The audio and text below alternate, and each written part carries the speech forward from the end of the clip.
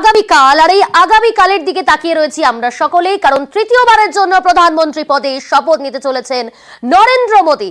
গতকাল এনডিএর বৈঠকের পর সরকার গঠনের আবেদন, রাষ্ট্রপতি ভবনে দ্রৌপদী মুর্মুর সঙ্গে সাক্ষাৎ করে সরকার গঠনের আবেদন।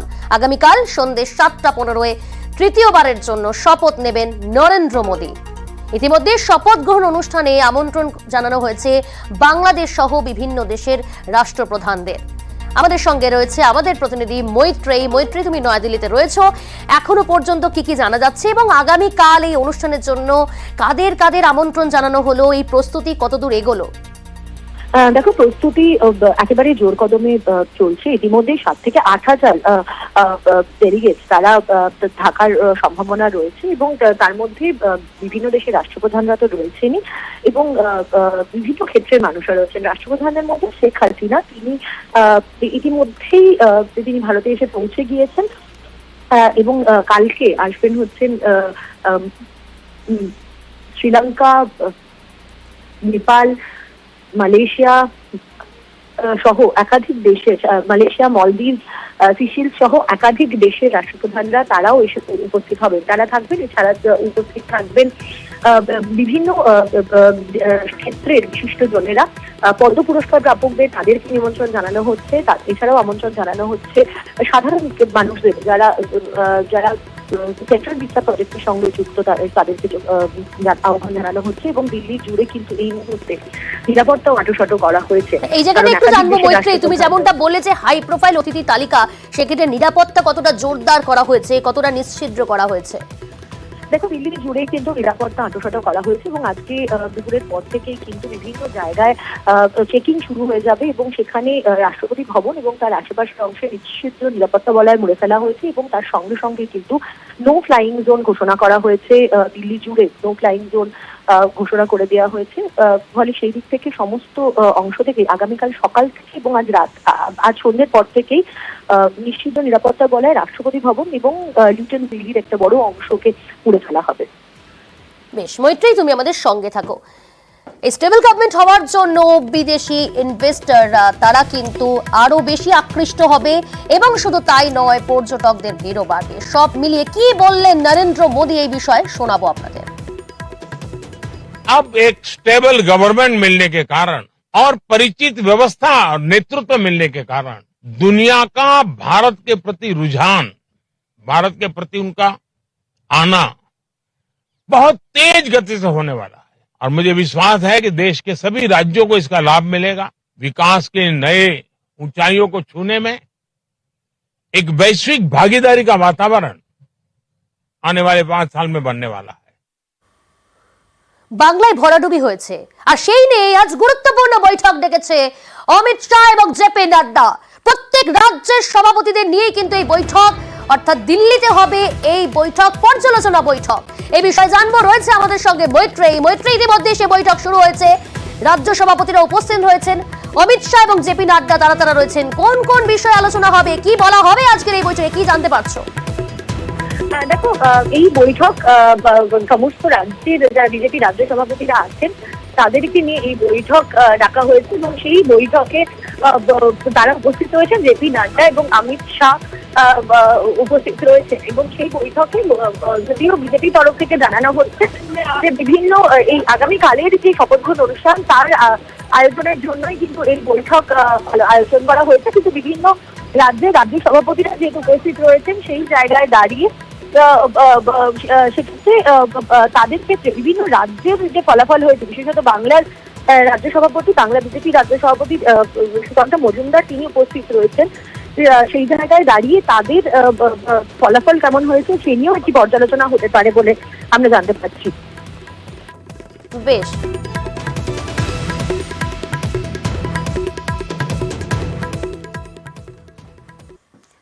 আর এদিকে ভোটের ফল প্রকাশের পরে বিধানসভা ভিত্তিক পর্যালোচনা তৃণমূল কংগ্রেসের।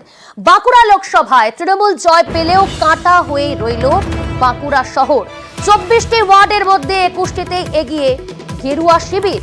আরো বিস্তারিত জানবো, আমাদের সঙ্গে সরাসরি রয়েছে আমাদের প্রতিনিধি প্রিয়ব্রত।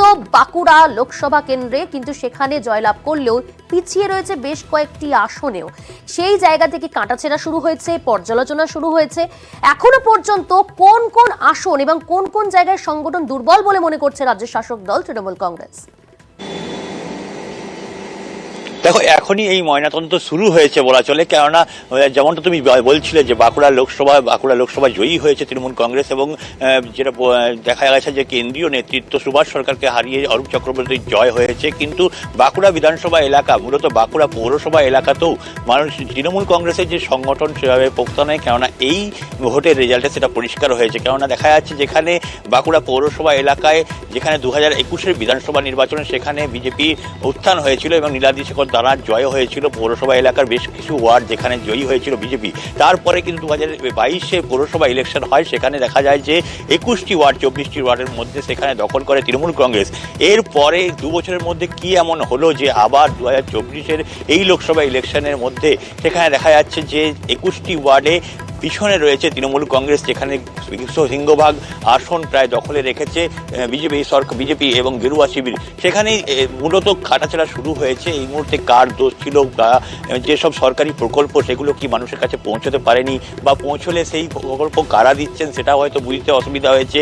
এই নিয়ে একটা আলোচনা শুরু হয়েছে, কাটছাট শুরু হয়েছে। বলা চলে যে কার দোষ কার গুণ এখনই পড়ে যাবে না, কিন্তু মানুষ যেটা বলছে, যেটা ওয়াকিবহাল মহলের ধারণা, যে এই লোকসভা ইলেকশনে যেখানে বাঁকুড়ার বিধানসভা এলাকা মূলত শহর ভিত্তিক এলাকা, সেখানে শিক্ষিত মানুষের বাস, এবং সেই শিক্ষিত মানুষের কাছে যেভাবে প্রকল্প নিয়ে যাওয়া হয়েছে, এবং যদিও ভাবে বলা হয়েছে যে এটা প্রকল্প, সেই প্রকল্পের কথা কিন্তু মানুষ আগেভাগেই জানতে পেরেছে, এবং সেই কারণে বিজেপিতে আস্থা রেখেছে, এমনটা দাবি কিন্তু বিজেপির পক্ষ থেকেও করা হয়েছে।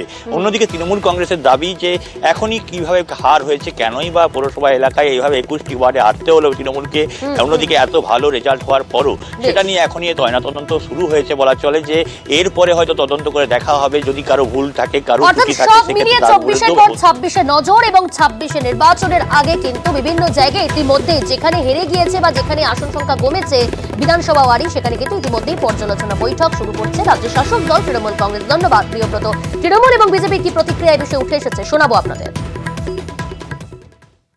কি কারণে এই রেজাল্ট আমাদের হলো সেটা কিন্তু আমরা দলগতভাবে আমরা সেটাকে খতিয়ে দেখব, কেন হলো, কি কারণে হলো, সেটা নিশ্চয়ই আমরা খতিয়ে দেখব। যদি কোথাও আমাদের ঘাটতি থাকে বা আমাদের সাংগঠনিক কোনো ঘাটতি থাকে, সেটা নিশ্চয়ই আমরা দলের মধ্যে আলোচনা করে আমরা আগামী দিনে বাঁকুড়া বিধানসভা এবং বাঁকুড়া টাউন আমাদের যাতে আমরা মমতা বন্দ্যোপাধ্যায়ের হাতে তুলে দিতে পারি, সেই চেষ্টা আমি কিন্তু করব। সাধারণ মানুষের জন্য, মধ্যবিত্ত মানুষের জন্য, এবং দেশের সুরক্ষা, অর্থনৈতিক প্রগতি, বিভিন্ন ইনফ্রাস্ট্রাকচারে যেভাবে দেশ শক্তিশালী হয়েছে, সোশ্যাল মিডিয়া এবং খবরাখবর বেশি রাখেন, তাদের কিন্তু এই ভোটে মোদিজির প্রতি আস্থা দেখানোর সেই চিত্র ফুটে উঠেছে বিভিন্ন জায়গায়। একটু বনগাঁ লোকসভা দিকে নজর রাখি, কারণ সেখানে গোটা দক্ষিণবঙ্গ জুড়ে সবুজ ঝড় হলেও সেখানে গিয়ে একেবারে থমকে গিয়েছে, অর্থাৎ বাধাপ্রাপ্ত হয়েছে এই সবুজ ঝড়। বনগাঁ লোকসভা কেন্দ্রে হেরে গিয়েছে তৃণমূল কংগ্রেস প্রার্থী, আর তা নিয়ে ইতিমধ্যেই সামাজিক মাধ্যমে বিদ্রুপের ঝড়, একের পর এক পোস্ট রাজ্যের শাসক দল তৃণমূল কংগ্রেসেরই, আর যা নিয়ে সভাপতি কটাক্ষ করতে ছাড়ছে না বিজেপি। আমাদের সঙ্গে সরাসরি রয়েছে আমাদের প্রতিনিধি অনিরুদ্ধ।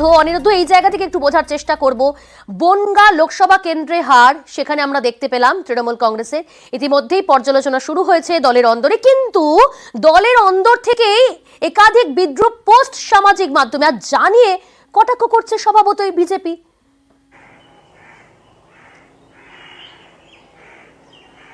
দেখো, তোমাকে জানিয়ে রাখি যে একদম দক্ষিণবঙ্গ তথা পশ্চিমবঙ্গের বিভিন্ন প্রান্তে যেখানে তৃণমূল কংগ্রেসের জয় জয়কার, সেখানে বনগাঁ আসনে হার হয়েছে তৃণমূল কংগ্রেসের, এবং এই হারের পরেই নিজেদের মধ্যেই প্রশ্নচিহ্ন উঠতে শুরু করেছে। তৃণমূল কংগ্রেসের কর্মী সমর্থকরা ইতিমধ্যে বনগাঁর বিভিন্ন সামাজিক মাধ্যমে তারা পোস্ট করতে শুরু করেছেন। দলের সঙ্গে যারা থেকেছেন, দলের সঙ্গে প্রার্থীর সঙ্গে থেকে ছবি তুলেছেন এবং পরবর্তীতে দলকে হারানোর জন্য চেষ্টা করেছেন, তেমনি একাধিক বিদ্রূপের সামাজিক মাধ্যমে সেই পোস্ট করা হয়েছে এবং তৃণমূল কংগ্রেসের কর্মীরাই সেই পোস্ট করছেন এবং তারা চাইছেন যারা এই ধরনের গাদ্দারি করেছেন, দলের সঙ্গে থেকে দলের সঙ্গে ছবি তুলে পোস্ট করে পার্টিকে ভুল পথে পরিচালনা করেছেন এবং পরবর্তীতে হারানোর জন্য চেষ্টা করেছেন, তাদের বিরুদ্ধে ব্যবস্থা নেওয়া হোক, এরকমই কিন্তু দাবি তুলেছেন তারা সামাজিক মাধ্যমে। আমরা এরকমই একজনের সঙ্গে কথা বলেছিলাম, তিনি কিন্তু জানিয়েছেন যে বনগাঁ পৌর এলাকাতে এই ব্যাপক পরিমাণে হার, অর্থাৎ বনগাঁ লোকসভা কেন্দ্রে শান্তনু ঠাকুর ৭৩,৬৯৩ ভোটে জিতেছেন, সেখানে বনগাঁ পৌর এলাকাতেই ২০,০০০-এর বেশি ভোটে লস রয়েছে তৃণমূল কংগ্রেসের। জানিয়ে এই প্রশ্ন তুলেছে তৃণমূল কংগ্রেসের কর্মী সমর্থকরা। ইতিমধ্যে এই বিষয়ে বনগাঁ জেলা তৃণমূল কংগ্রেসের সহসভাপতি জানিয়েছেন যে তাদের নজরে আছে, সামাজিক মাধ্যমে বিভিন্ন রকম পোস্ট হচ্ছে, কারণ তৃণমূল কংগ্রেসের কর্মীরা এবারের নির্বাচনে তীব্র দাবদাহের মধ্যে দিয়ে প্রচার করেছে, জেতার আশা ছিল, জিততে পারেনি, সেই কারণেই তাদের যে বহিঃপ্রকাশ সেটা হয়তো বা সামাজিক মাধ্যমে করছেন। তারা দলের ঊর্ধ্বতন কর্তৃপক্ষের সঙ্গে কথা বলেছেন, ঊর্ধ্বতন কর্তৃপক্ষ এই সামাজিক মাধ্যমের পোস্টের উপরে নজর রেখেছেন। তারা চাইছেন সামাজিক মাধ্যমে যাতে কোনো তৃণমূল কংগ্রেস কর্মী পোস্ট না করে, এ বিষয়ে পর্যালোচনা হবে, যারা দলের সঙ্গে গাদ্দারি করেছে তাদের বিরুদ্ধে ব্যবস্থা নেওয়া হবে বলে জানিয়েছে তৃণমূল কংগ্রেস। অন্যদিকে কিন্তু এই ধরনের ইস্যু যেহেতু বিজেপি সামনে পেয়েছে, বিজেপির পক্ষ থেকে কিন্তু কটাক্ষ করা হচ্ছে। বনগাঁ জেলা বিজেপি সভাপতি জানিয়েছেন যে পৌর ভোট এবং পঞ্চায়েত ভোটে যেরকম সাধারণ মানুষের গণতান্ত্রিক অধিকার প্রয়োগ করতে দেয়নি তৃণমূল কংগ্রেস, যার নেতৃত্বে এরকম কাজ হয়েছিল, তাকে মানুষ যোগ্য জবাব দিয়েছে। সভাপতি কি বলছেন? আপাতত তোমাকে ধন্যবাদ। বনগাঁ পুরসভার ৯ নম্বর ওয়ার্ডের যুব তৃণমূল কংগ্রেসের সভাপতি সৌভিক বিশ্বাস, তার কি প্রতিক্রিয়া এই বিষয়ে শুনুন আপনারা।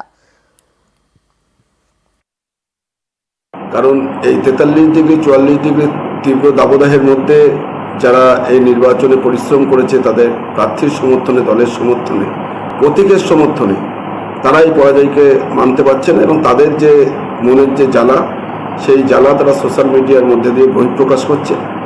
আর কিছু মানুষ যারা এই নির্বাচনে ঠান্ডা ঘরে বসে থেকে নির্বাচনটাকে কিভাবে আরও পিছিয়ে দেওয়া যায়, দলকে এবং প্রার্থীকে নির্বাচন থেকে পিছিয়ে দেওয়া যায়, যারা চক্রান্ত করেছে, তারা সেই যে পোস্টগুলো তাদের গাত্রদাহ হচ্ছে এবং তার অভিব্যক্তি তারা প্রকাশ করছে। পৌরসভা যেভাবে রিগিং হয়েছে, বুথ দখল করে যেভাবে ভোট জোর করে মানুষের ভোটার অধিকার কেড়ে নিয়েছে, তার জন্য পৌর এলাকার মানুষ সুযোগ পেয়েছে, সুযোগটা কাজে লাগিয়ে এদেরকে বুঝিয়ে দিয়েছে যে জোর করে সবকিছু আদায় করা যায় না।